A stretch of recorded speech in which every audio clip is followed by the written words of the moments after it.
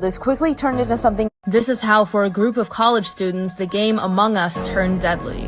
One night, Blair was playing with his friends through video call, Brayden, Allie, Jenny, and David.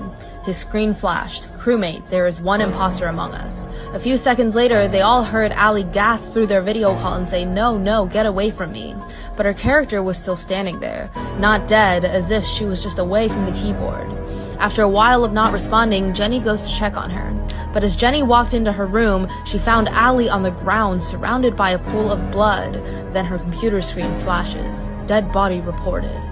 At this time, Blair picks up the phone to call the police, but when he hears footsteps coming closer to his room, he opens the door to find Brayden in the common room holding a knife in one hand and a computer in the other.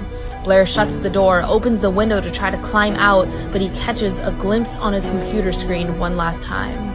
Dead body reported, with an image of his character.